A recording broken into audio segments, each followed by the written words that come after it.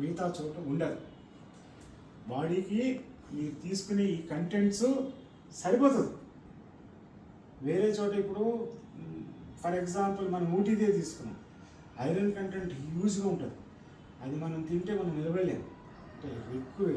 అది మీరు హైదరాబాద్ తీసుకోండి, మీరు రోజు తినండి ఏం కాదు. ఇదే తీసుకెళ్ళి మీరు యూస్లో తినండి, రోజు తినండి ఏం కాదు.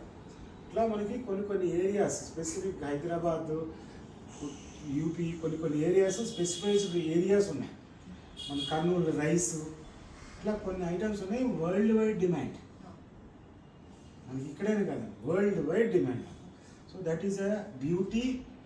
ఇలాంటి ప్రొడక్ట్స్ అన్నీ కూడా మనం హైడ్రోపోనిక్స్లో డెవలప్ చేయొచ్చు.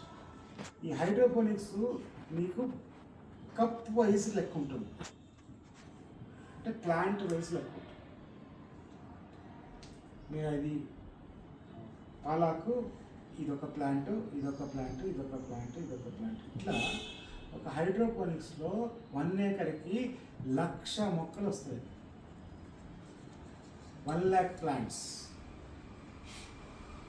దాని కెపాసిటీ క్యాల్కులేట్ తీసుకోండి సార్.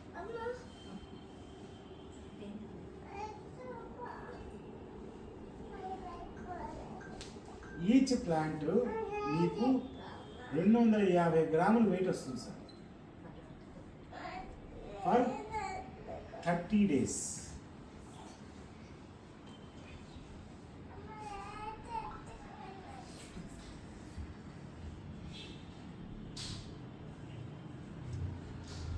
అంటే 0.250 ఇంటూ 1,00,000 కొట్టాలి సార్. అప్పుడు ఎన్ని కేజీలు వస్తుందని వస్తుంది? 25,000 కేజీస్ వచ్చింది. కరెక్ట్. బయట కేజీ పాలాక్ ఎంత ఉంటుంది? ఒక 50 రూపాయలు ఉంటుంది కేజీ. 50 కంటే 50 వేసుకున్నాం, ఎక్కువ ఆశపడద్దు. 50 రూపాయలు వేసుకుంటే ఎంత వచ్చింది? 12,50,000 వచ్చింది. దీనిలో 50% ఎక్స్పెన్సెస్ తీసేయండి, నెలకు ఎంత వచ్చిందండి? 6 lakhs వచ్చింది. కరెక్ట్. 15 నెలల్లో ఎంత అయింది?